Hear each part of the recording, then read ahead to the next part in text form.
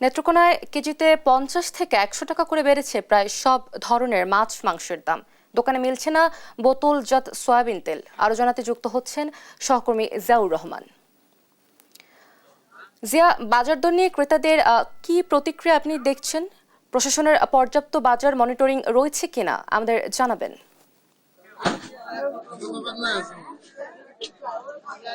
ধন্যবাদ। আপনি যেমনটি বলছিলেন, আমি যদি নেত্রকোনার যে রমজানের বাজারের যে বিভিন্ন পণ্যের যে মূল্য রয়েছে সেই বিষয়টি আমি একটু যদি জানাতে চাই। আমি নেত্রকোনা জেলার যে একেবারে 10টি উপজেলা পর্যায়ের যে হাট বাজারগুলো রয়েছে, প্রত্যেকটা বাজারে কিন্তু এই রমজানকে ঘিরে জমজমাট। সকাল থেকেই মধ্যরাত পর্যন্ত বাজারগুলোতে ক্রেতা বিক্রেতাদের ভিড় চলে।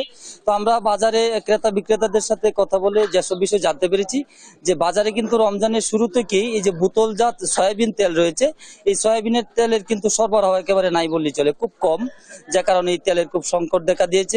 অনেক সময় দেখা গেছে যে ব্যবসায়ীরা যেটি আমাদেরকে জানিয়েছেন যে এসব বোতলের গায়ের মূল্য কিন্তু লেখা 175 টাকা লিটার, কিন্তু এটা 200 টাকার উপরেও কিন্তু বিক্রি হচ্ছে। অতিরিক্ত টাকা দিয়েও কিন্তু ক্রেতারা এই তেলটি পাচ্ছে না। এছাড়া যেমন ছোলা, চিনি, গুড় এসবের নিত্যপণ্যের দাম কিছুটা স্বাভাবিক থাকলেও বিশেষ করে আপনার এই যে এলাচি সহ মশলা জাতীয় কিছু পণ্যের দাম কিন্তু বৃদ্ধি পেয়েছে। এছাড়া যদি আপনাদেরকে একটু জানাই যে দুধ সহ লেবু এসবের দাম কিন্তু অনেকটাই বৃদ্ধি পেয়েছে বলে আমাদেরকে ক্রেতারা জানিয়েছেন। আর মাছ মাংসের মূল্যের কথা যদি আপনাদেরকে বলি, প্রত্যেকটা মাছের মূল্যই কিন্তু 10 থেকে 20 টাকা করে বেড়েছে। মাংসের মূল্য 50 থেকে 100 টাকা বেড়েছে। যেমন গত এক সপ্তাহ আগেও গরুর মাংসের মূল্য ছিল কেজি প্রতি 600 টাকা, এটি এখন 700-750 টাকা কেজি বিক্রি হচ্ছে। খাসির মাংস 1100 টাকা থেকে 1200 টাকা কেজি দরে বিক্রি হচ্ছে, এবং বিভিন্ন মাছও কিন্তু 10-20 টাকা কেজিতে বেশি করে বিক্রি হচ্ছে। আর দেশীয় প্রজাতির মাছ খুব একটা পাওয়া যাচ্ছে না বলে আমাদেরকে ব্যবসায়ীরা জানিয়েছেন। তো আমি এখন যে জায়গাটিতে রয়েছি, আমি একটু এখানে একজন ক্রেতার সঙ্গে একটু কথা বলবো। আচ্ছা, এই যে মাংসের দামটার সম্পর্কে একটু যদি বলতেন।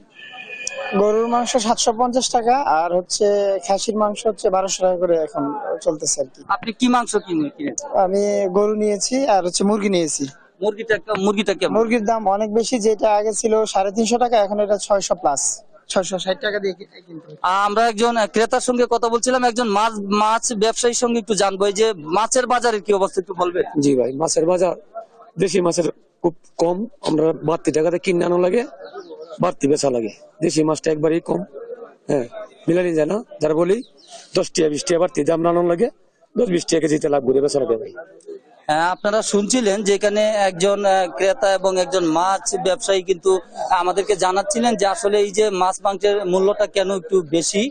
তো আমি এই নেত্রকোনার জেলা প্রশাসক বনানী বিশ্বাস, তিনি কিন্তু রমজানের শুরু থেকেই নেত্রকোনা জেলার পৌর শহরে 5টি পয়েন্টে ন্যায্য মূল্যে টিসিবির পণ্য বিক্রি শুরু করেছেন। পাশাপাশি অন্যান্য যে উপজেলার যে বাজারগুলো রয়েছে সেসব বাজারেও কিন্তু স্থানীয় যে উপজেলা প্রশাসন তাদের পক্ষ থেকে কিন্তু প্রতিটি বাজারেই মনিটরিং করা হচ্ছে। তারা বলছেন যে প্রশাসনের পক্ষ থেকে আসলে এই রমজান উপলক্ষে এবং ঈদকে সামনে রেখে সাধারণ মানুষ যেন ন্যায্য মূল্যে পণ্য কিনতে পারে, সেই জন্য কিন্তু প্রশাসন তৎপর রয়েছে বলে আমাদেরকে জানিয়েছেন। তো এই ছিল রমজান উপলক্ষে আমার কাছে নেত্রকোনার নিত্যপণ্যের বাজারের পরিস্থিতি। জিয়াউর, ধন্যবাদ আপনাকে আমাদের সাথে যুক্ত হবার জন্য।